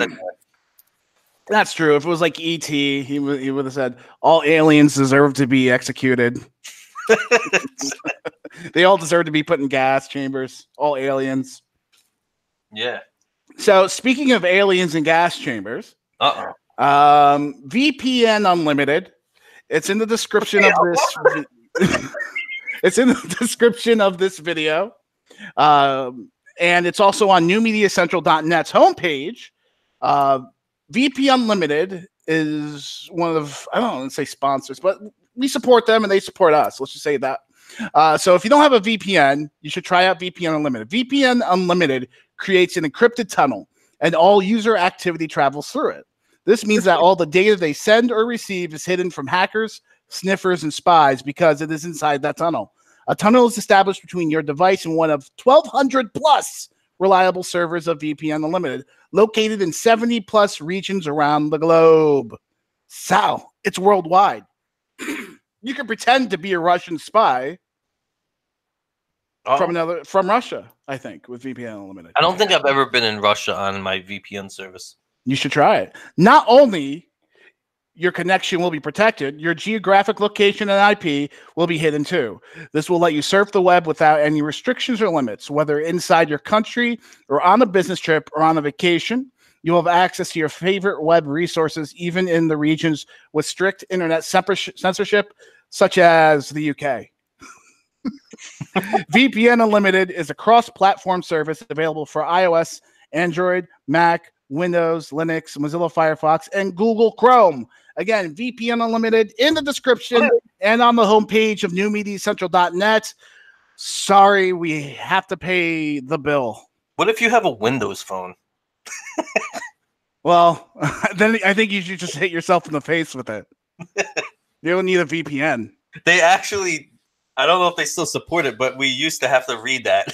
Yeah, there used to be a Windows Phone app, but I don't. Are Windows phones a thing? Are they, or were like the OS? Oh, yeah, they were a thing in like 2012. Not anymore, obviously. No, Mike. I don't even want to sound all nerdy, but Microsoft is stopping support of all Windows Phone devices this year. Sad. You know what that means, Sal? No, I don't. Uganda. Okay. You are gay. If you have a Windows Phone. So, if you have a Windows Phone, Why are you gay? I love that guy. That guy's the best. He is. Oh shit, dude! I got like this bad chest thing happening. That's why I keep coughing and sound all stuffy. I sound like this. So what else do we talk? What time is it? We still have plenty of time, don't we? So we really didn't make fun of that Krassenstein podcast as much as I really wanted to, because Bill didn't know who they were, and we kind of know who they are. And so, do you have more of the Krassenstein podcast? I should. Let me pull that up. Yeah. Now, again, as we said earlier in the show, the Krassensteins are a couple of twin brothers that rip on Trump on Twitter constantly, and they're. Sal and I do a podcast. We like to think we do an okay one. It's not the greatest. It's not fucking Jamie pull this up. But it's, I'm hoping not this. Just play something. Time for Deep thoughts. So what are deep thoughts? They are exactly what they sound like. Each week, Brian and I will give our own personal deep thoughts. So I'll just start off giving you mine. All right, let's hear it. It is the fear of it's definitely not their voices. All right, let's hear it. While open minds build bridges. That's a good one, Ed. I think I can actually trump that. Trump it, don't you? It's buffering. I want to hear his punchline. Write their entire podcast. Let me hear his punchline. Hold on. It's buffered. Good one, Ed. I think I can actually trump that. Trump it. Don't use that word. I think I can actually Obama that one. Oh, no, he did it! Oh, Uganda! What? Uganda! It's not coming up. What happened? Yeah, he is fucking gay. No, he did it. He said Obama did. Ah! Why did my soundboard die? Fucking piece of shit. See, you just ruined a funny thing. I did. But that was terrible. And what we just did was terrible. Well, by my soundboard dying? Yes, by your soundboard dying. But their content is terrible. It's just your production sucks. Oh, yeah. No, there's no denying that. You know, fucking wink. So I knew Beckel had issues, but I didn't think he was that big of a cokehead. Like, where 2 septums had to be put into his nose. He had like Artie Lang nose. So, do you have any more of Krassenstein podcast clips? Yeah, there's a couple. But real quick with Beckel, if you heard Bill talking about some guy from just that he knew, like a guy from Compound Media, just talking about somebody on. Wouldn't you think, with the coke and all that? Wouldn't you think he's talking like Artie Lang or something? You would think, but it's Bob Beckel. All right, so let's see all right, they're gonna. What the hell are they talking about here? Now it's time for deep thought. That's the same one. They're different. Oh, here they are with reading insulting tweets to them. Okay, so we're gonna start with a series of tweets to Ed and I over the last just day alone, and you guys can decide if these are unhinged attacks. So I wonder why they would be from a man named Jack Haas, if it's actually a man, and it's quote unquote. Oh wait, they're assuming gender. Your brother, you inbreds are brain damaged. Wow. Could you imagine actually getting an argument with somebody in real life and saying something like this? Like when you're working out at the gym and somebody steals your bench, just go up to the guy and say, "Hey man, you better stop having sex with your brother, you inbred and brain damaged animal. Give me that." Yes, I could, because you wouldn't be in the gym. Bench back. Yeah, it's crazy. All right, so here's another tweet. And listen to these guys. If they aren't the the epitome of beta soy voice, I don't know what is. They really have an obsession with mentioning how people like to talk about how they have sex with one another. They talk. Wait. They like to talk about how people talk about that they like to have sex with one another. Yeah, gotcha. So gay twins. I don't know if you know this, but there's a trend now. Every time they post something, people post that image of the ambiguous gay duo from Saturday Night Live under them. So they're so people are assuming that they're gay twins. Yes. So what would they say about that in Uganda? Oh, come on. It's terrible. I tried. Listen, guys, I try. And this is just what we have to live with. Dear audience, for listening to us, thank you. We really appreciate you. I am not ending the show, but in the middle of the show, there we go. All right, hold on. All right. So, Sal, it's like they're gay twins. What would Uganda have to say about that? Why are you gay? Oh, yeah! Fuck yeah! You click the mouse button. Fuck yeah! Yes! You are gay.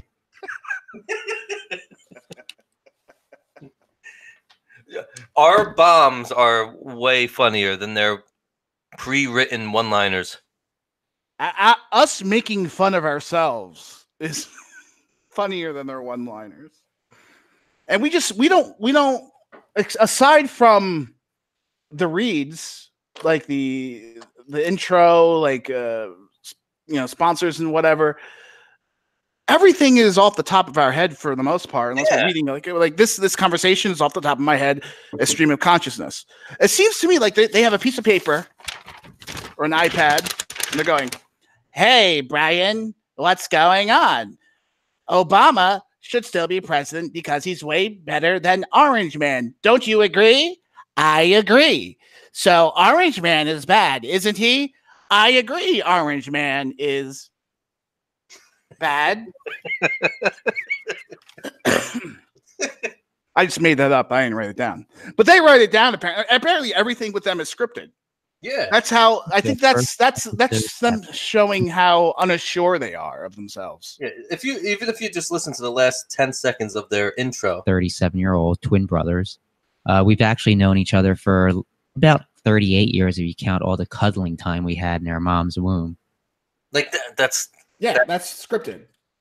There's this guy on Twitter, Stefan Heck, I think it is. Hashtag the hell did he write here? Anyway, his name is boring_as_heck. Boring as heck. Right. He pitched them down to try and make them sound normal. You want to hear that? Please. Yeah, yes. Okay, yeah. Do it. Episode ever. Hey, you never know. It might be our first and our last episode if this show doesn't go too well, Ed. That's true. But I'd say the chances of that are about as good as Orange Man Donald Trump. Let me go to their. So they kind of sound normal. Yeah. They sound like either they sound normal or kind of like a tranny. We're both 37-year-old twin brothers. We've actually known each other for about 38 years if you count all the cuddling time we had in our mom's womb. That's a good radio voice right there. Yeah, it's like, tell him, Robin. Tell him, Robin. I invented deepening voices. Yeah, they're, and what's sad is that they're popular with leftists. They can last, even though they fucking suck balls. They're just gonna say things that people want to hear. Right. They're not gonna be innovative. They're not gonna be funny. They're not gonna be creative. But people are still gonna listen to them, and that pisses me off. Hey, Sal. Yes. I know this is like last second, but can we take a 30-second break? Maybe play a song. Yeah, no, I'm serious. I need. I have this upper respiratory thing, and if I don't get a cup of water right now, my throat will come out of my mouth and lay upon my computer desk. Go. All right, play a song. Play Beastie Boys. Paul Revere. I'll play a song in a second. Play it. While I'm playing Beastie Boys, I'm just gonna say real quick. I've been doing podcasting since 2007, and I've never had anything scripted for the last 12 years. I've never had rehearsals or anything stupid like that, like these brothers are doing. They're fucking idiots, and it pisses me off that they're gonna have an audience just because people are gonna want to hear these people, you know, these two obviously fucking homoerotic brothers saying things they want to hear about Donald Trump. It's disgusting.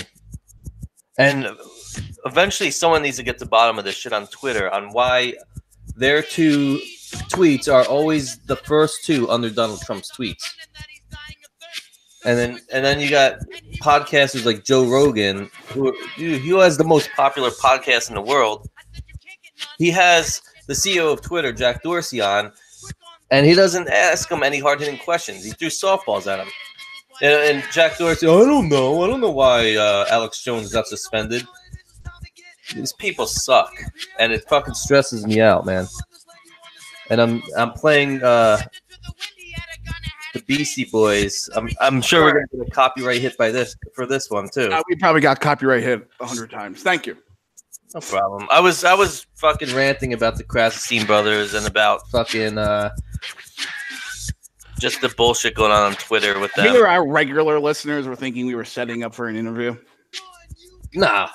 You know how I disappear? Yeah. During our interviews. They might have thought Gersh was calling in or Sylvia Brown.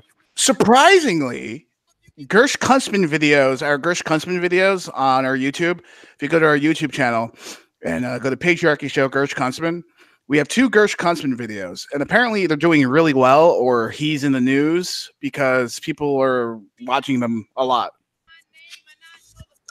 I don't even know why. I mean, it just comes up. It was funny. Notification. Gersh Kunstman. I think the first video we ever did, I think we recorded a segment making fun of his article about shooting the AR-15, and that's when you first introduced your Gersh Kunstman voice, and I think that's the one that gets the most hits. Yeah. And then my other favorite Gersh Kunstman one was when he called in and was talking about riding his bicycle. And I was playing the Queen song, I like to ride my bicycle. Oh, okay. Because Gersh Kunstman is an environmentalist. If you don't know who Gersh Kunstman is, he was or is a New York Daily News writer.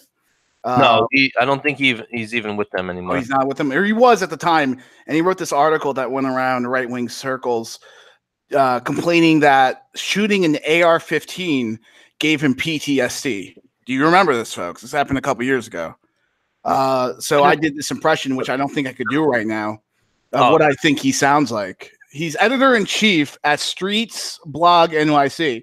Now, I'm an editor-in-chief, so I know he's making no money.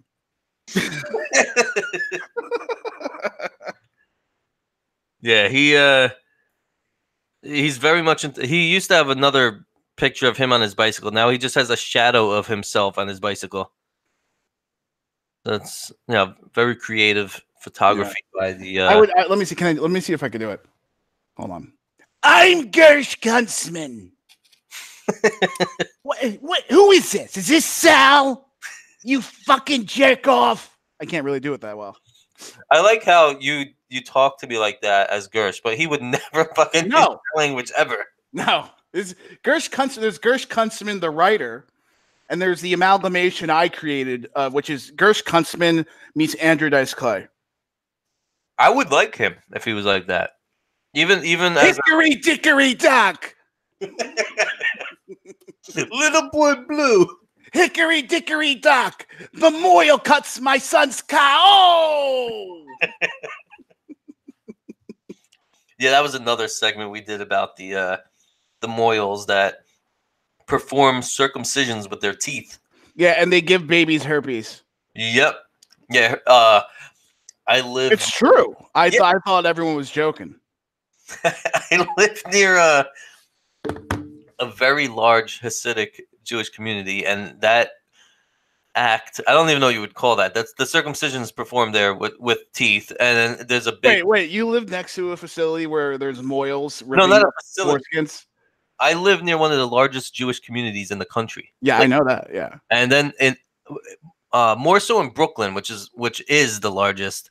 I forgot which part of Brooklyn. It's the part with all the measles. Sir.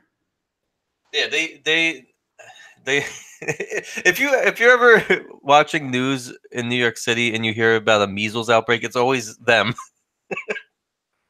I don't know what the fuck their problem is. They're fucking nasty, and they have measles, they have lice, and then they give babies herpes by biting their dickheads off. Yeah, the saliva goes into the blood when their mouth touches the baby dick. Little acorn. Little acorn. Ooh. I just had a baby boy.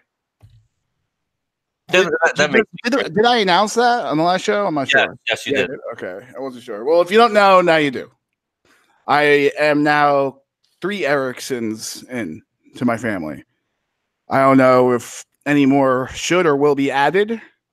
The white race must survive. It's on my shoulders, Sal, to make Ericssons. I appreciate the effort, man. Listen, thank you. I'm trying here. I'm tired. Thank you for your service. Well, yeah, listen. I do these things for my white brothers and sisters. Is that how like those people talk? They call each other brother? Yes. Like white supremacists? Oh, do they? Probably. But black people call each other brother. Like, what's up, brother? Why can't white people? Why does it have to be a white supremacy thing when a white person calls another person brother? Think about that. I don't know, man. So when a black person's like, "Hey, what's up, brother?" and a white person calls someone brother with a hard R, brother Sal. Hey, brother Sal, nice to see you. And then you're in like some like alt-right movement or far-right movement or right-wing movement even. That's racist. That's like a racist thing. That's what the SPLC says. You know what? I do that a lot with people. I'm always saying brother or bro. No, bro's fine. No, but like it's like in front of their name. Like instead of Mr., you're saying brother. Yeah, that does sound kind of. Hey, brother Jamal, what's going on? Brother Sal, what's going on? I wonder if there's any kind of meaning behind that. Probably not. Who cares? Real quick, I just thought this was funny. In Hot Water in the chat wrote, imagine if Rogan had Carlos Mencia on and softballed the entire interview. He's just like, all right, Carlos. So we had this thing that happened in the past. Let's talk about the CERN reactor. Yeah, he's bringing that up in the chat because when you stepped off for a second, I was talking about how Joe Rogan had on Twitter CEO Jack Dorsey, and he threw him some softballs in regards to Twitter's suspensions and Alex Jones and shit like that. Well, yeah, I hear that. And Jack was giving him these non-answers. I think Rogan even admitted he was giving him non-answers. So apparently a representative that is more well-versed in those individual suspensions is supposed to be on the show. If that ever happens, I mean, I'd be kind of surprised, but that's apparently what's happening with that. He did softball the interview. Plus, Jack is the owner or the CEO of one of the companies that sponsor his show, the Cash App. Oh. Yeah.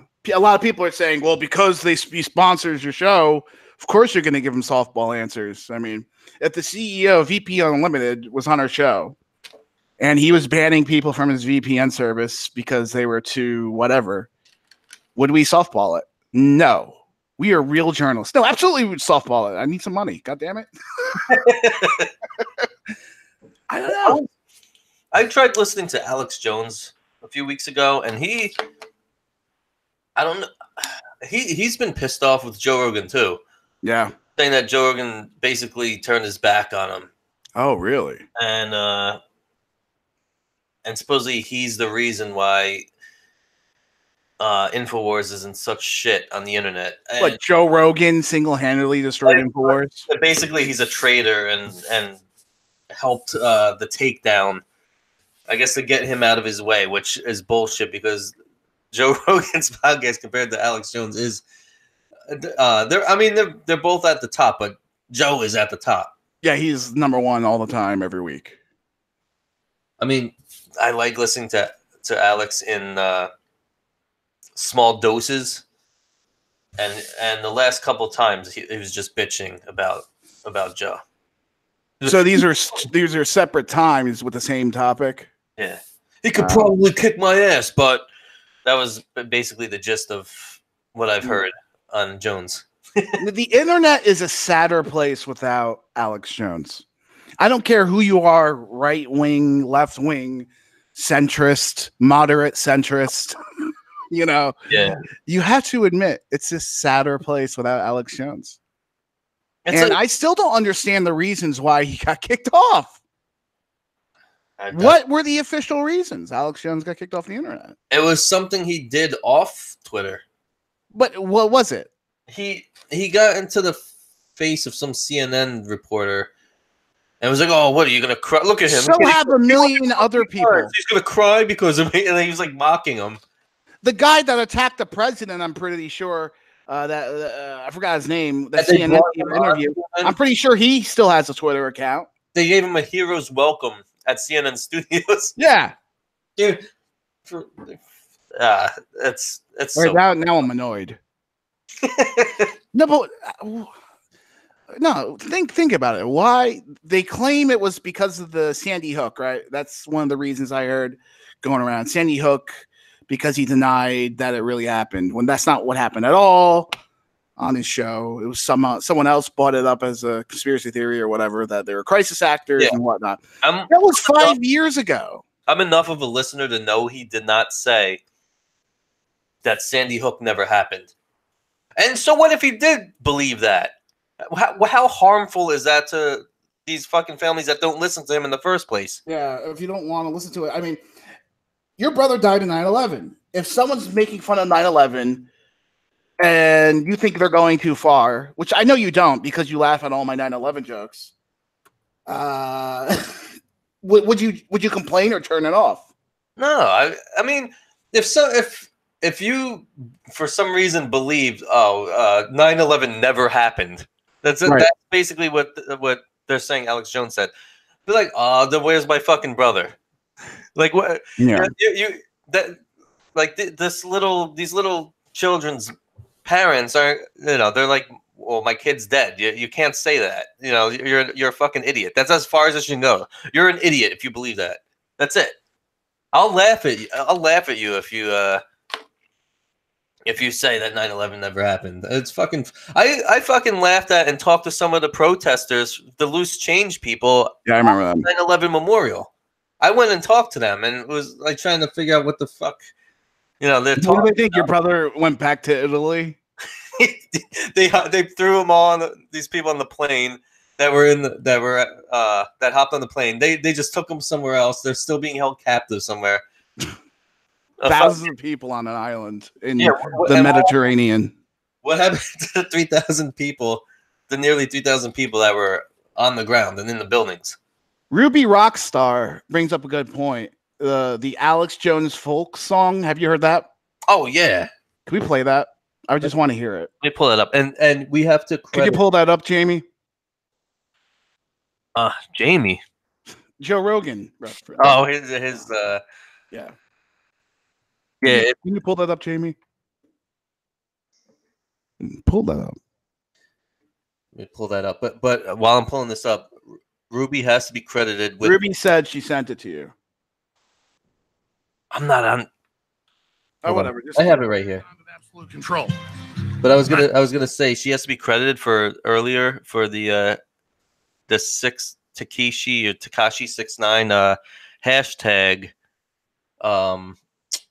dignity and respect. Dignity and respect. Play a song. So this is an Alex Jones. This is what Alex Jones rants would sound like if it was a Bon Iver song. If you know who that is.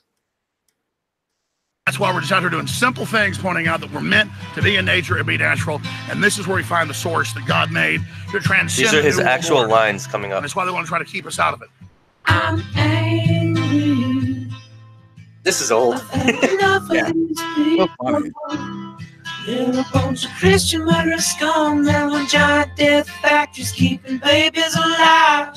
Selling their body parts. What more do you need to know about these people? I go out and face these scum.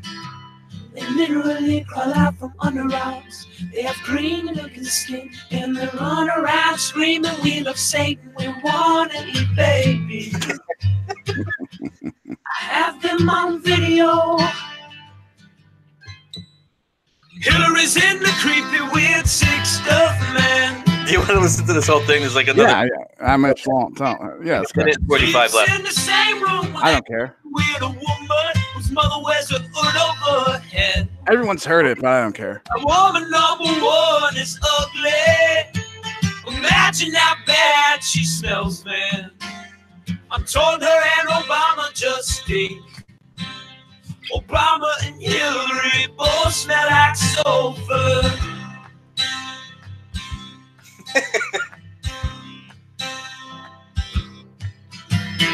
Literal vampire pot and the goblins hobbling round, coming after us. Goblins. My spirit gets close to that evil and I feel it go.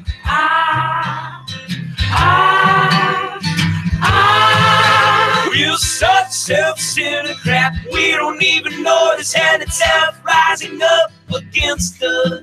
Millions of pointed people of the very worst type, and I'm so pissed. We're gonna stab your daughter at the mall. Was that Seattle? We're gonna stab your wife, your son. The internet is a sadder place without him. We're gonna stab you with a butcher knife, and then the police chief is gonna say, That's the end. "We love our Somalis, we love our Muslims. Oh, they're so good. Oh, they're so sweet." Speaking of Somalis and Muslims, Or Ugandans. or no, or Ugandans. What does Uganda think of Jack Dorsey? Why are you gay? Oh, it worked. It worked. Yes. It's because of the listener, the power of the listener. The one listener. Ow. It's all on iTunes. I say this fucking every week. It's iTunes is where our main audience is for some reason. iTunes and fucking people listen. It's these weird places. Someone sent me a link that our show's on this other podcast site. We're on a podcast site in France. Yeah. Yeah, we're all over the fucking place. And for some reason, the New Media Central radio stream is popular in Norway. And it has to be VPNs. Finland and shit like that. Maybe because our show is banned from those stores or something, so they just go right to the website. Aren't you banned from Finland? No, Sweden. Sweden, sorry. Sweden, yeah. Do you care? I don't want to go there anyway, to your Muslim country. You'll never meet Peter Sweden. Oh. No, speaking of Muslims, that Ilhan Omar, what'd she say? She said something about AIPAC, something I say on this show and the Western Weekly, that they're a huge lobbyist group that influences politics, essentially, right? Yeah, I mean, I don't like her, but I kind of agree with that one statement. She has every right. Say that. The voice of CARE should be allowed to attack the voice of AIPAC. CARE versus AIPAC. Go. Hey, we should set up a debate. CARE versus AIPAC. Yeah, I mean, and if Omar doesn't want to do the debate, David Duke will step in on her behalf. Yes. Let me see here. Actually, The Nation just wrote an article. What Ilhan Omar said about AIPAC was right. I'm ashamed to admit that endorsing AIPAC positions was all about the Benjamins for me and my candidate. So this is someone that used to work in politics. I think this guy who wrote this,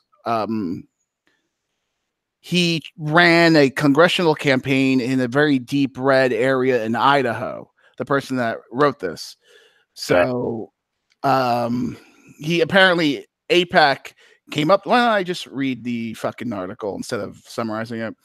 Over the weekend, Republican House Minority Leader Kevin McCarthy said he would seek to formally sanction the first two Muslim congresswomen, Ilhan Omar and Rashida Tlaib, because their criticism of Israel's occupation of Palestine was even more reprehensible than Congressman Steve King's defense of white supremacy. A, Stephen King didn't do that. B, Ilhan Omar and Rashida Tlaib shouldn't be in Congress because they are, this isn't in the article, this is me,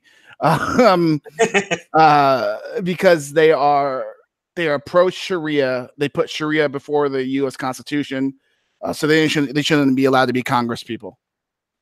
Anyway, that's my point. I don't like either of these women. I despise them, to be quite honest. What motivated McCarthy's false accusations of anti-Semitism? Whoa. On Twitter, Omar suggested it's all about the Benjamins, baby, quoting Puff Daddy's 90 paying to cash money. Omar subsequently specified that she was talking about spending from the likes of the American Israel Public Affairs Committee, better known as AIPAC, the powerful pro-Israel lobbying organization. By Monday morning, AIPAC had mobilized its allies to condemn Omar's comment for playing into centuries-old anti-Semitic tropes that wealthy Jews control the world. These are the tropes, Al. Do you think wealthy Jews? No. I think wealthy Jews are in lots of positions of power. I mean, that's a fact. Even the Democratic leadership put out a statement condemning her, all because she dared to point out that the emperor has no clothes. As a Jew, hello there, fellow American citizen, an Israeli citizen, and a professional lobbyist, I speak from personal experience when I say that AIPAC is tremendously effective, and the lubricant that makes its operation hum is dollar bills. Oh, see? So she used the rap lyric, so he used the rap lyric. See how that works? Dollar bill, y'all. Yahoo? It was that Wu-Tang Clan. Oh, okay. I was trying to use a Jewish rapper, Matisyahu. Matisyahu. In 2006, fresh out of college, I landed the job as the first real staffer on a long-shot Democratic congressional race in Deep Red, Ohio. Okay, Ohio, not Idaho. Whatever, I'm sick. My boss, Victoria Wolson, was a charming hippie doctor with a lefty perspective on international affairs. She was skeptical of military force and opposed to the Israeli occupation of Palestine. About a month after winning the Democratic primary, we were struggling to gain attention or money. Nobody gave us a chance to win. One political action organization, however, did reach out to us. It wasn't Emily's List, although Vic was fiercely pro-choice. It wasn't a labor union or even the Doctors Association. It was AIPAC. A local Democratic volunteer leader of the Cincinnati AIPAC chapter sat down in Vic's living room and said that he would like to raise $5,000 for our campaign and would also like to see Vic take a public stance on two relatively obscure issues relating to Iranian sanctions: arms sales to Israel, or some other such topic that very few voters in the district cared about. Vic and I both thought of ourselves as pro-peace, but not pro-Israel. We both felt icky about doing it. It was too hawkish and too quid pro quo. Yeah. But we were desperate. So I read the AIPAC position papers that the volunteer left with us. I wrote up a statement saying that Vic supported AIPAC's stance on its two pet issues of the cycle. She approved it. I posted it online, and the checks promptly arrived in the mail thereafter. We didn't win, but the money helped us get close. It was, I am ashamed to say, definitely about the Benjamins. We never would have done it otherwise. AIPAC's power is about more than money. Certainly, it's about great organizing. They built a local chapter and sent a local Democratic volunteer emissary who then facilitated the contributions. It's about diligence. They paid attention to Vic's campaign long before anyone else, and were happy to donate to both us and the militaristic pro-Likud Republican incumbent. Their lobbyists on the Hill are the best in the business, and their legislator junkets to the Holy Land are masterfully orchestrated, but money is central to the whole system. Technically, AIPAC doesn't make the political contributions. Instead, as it notes proudly on its website, individual members of its congressional club, like the Cincinnati resident, do the bundling and donating directly, both as individuals and through political action committees that AIPAC and its members have set up. Omar is right to point all this out. These dynamics are not unique to the Israel-Palestine issue. However, and there is no reason that Americans should be surprised or offended by what she or I are saying. The NRA and the broader gun lobby operate in the same way. Same with ExxonMobil and the fossil fuel lobby. But since Omar and Tlaib are powerful new spokeswomen for the movement to end Israeli occupation, delegitimizing them is central aim of the Israel lobby. AIPAC and its partners, which includes Christian Zionists. Now, real quick, this is me. I'm very familiar with Christian Zionism. I wasn't one, but I went to a Christian Zionist type church pre going back to the Catholic Church. So I'm very familiar with that. And military contractors are a central pillar of the Israeli occupation. Without congressional support, the Likud anti-Palestine pro-occupation project would be radically undermined. The money that AIPAC and the rest of the lobby spend is indispensable to that work. That's why they spend it. Pointing this out is not anti-Semitic. Again, both these Congress people are shit. I hate them. Yeah, legitimately do not like them. But AIPAC is a huge organization with a lot of influence, and it's not anti-Semitic to say that. Just to say what I just said is not anti-Semitic. Sorry. What do you think as a Jew? With a lot. As I agree with you, and you're not a Jew. As a Jew, I'm just going along with your. Go ahead. No, I agree. All large political. We spoke about LaRouge earlier. If you're they're nothing compared to AIPAC and CARE and all that. But when these groups have a lot of money where they can, wield that type of influence, I think, they need to be looked at closer. Right. Even if there are supposed allies. Uh-huh. I don't like political PACs, but they exist, and I don't like them. Fuck them. Bug them. But it's just like saying, hey, the NRA happens to be pro-gun. No shit. No shit. Don't say. The AIPAC is pro-Israel and has lots of money and influences politics. No shit. And I'm glad the NRA is there to protect the Second Amendment. It's in the Constitution. Israel is nowhere in the Constitution. Last time I read it. I like the way your Mark Levin says the Constitution. I don't know if I could do the impression. The Constitution, Second Amendment. The Constitution must be a Constitution, Second Amendment, First Amendment, 10th Amendment, Constitution. There you go. Is that right? Yeah, there you go. Doesn't sound too nasally. Well, I think it works. Oh, that makes sense because he's a nasally guy. Yeah. What do we want to do? It's midnight. Is it?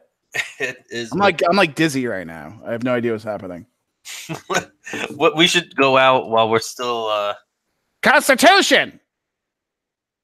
Yeah. Oh, so real quick, guests. So sometime in March, at the end of February, Pat Dixon's going to be back in. So yay, Pat Dixon going to be back on regular. Yes. Love Pat Dixon. Martina Markota should be on sometime in March. Yay. Goth. What is she called? The Queen, the Lady Alchemy. Yes, that's it. So stay tuned for those episodes. They're coming. Fuck, dude, I'm really sick. I think I have to go to a doctor. Oh man.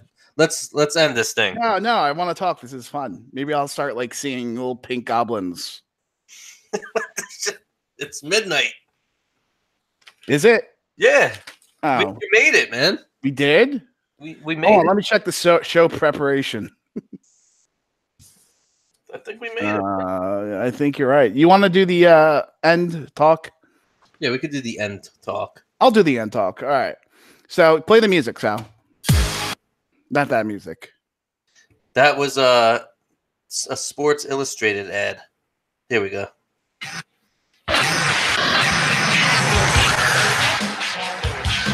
Thank you all for listening. Always appreciate it. Of course, you guys are the greatest. Our live listeners are the greatest. Our podcast listeners are the greatest. Sal and I started this project up out of nowhere, and we have garnered some semblance of an audience, and you guys are awesome. So thank you for actually thinking we're entertaining. We appreciate that. So make sure you take 10 seconds to give us 5 stars on iTunes.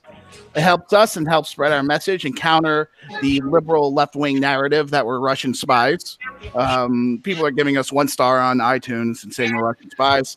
So if you just give us 5 stars, you don't even have to write a review if you don't want to. That would be helpful. NewMediaCentral.net. New Media Central is an independent network of new right-wing voices from informative news, commentary, and thought-provoking podcasts. We at New Media Central are independent of PAC and mainstream media influence. We appreciate any help you can give. So come to the site, click the Amazon links on the site or the description, like and subscribe to everything that you're listening to this on, and just go to the website and look at the ads. We're not asking for donations. No. We don't have a Patreon, none of that. NewMediaCentral.net. I will be on the Western Weekly, maybe, I don't know. I'm getting really sick right now. Western Weekly tomorrow at 9 p.m. We'll let you guys know sometime before the show, obviously. If the show will go on, I don't know. I'm feeling pretty Oh, man. All right. Well, let's get out of here then. All right. You are gay.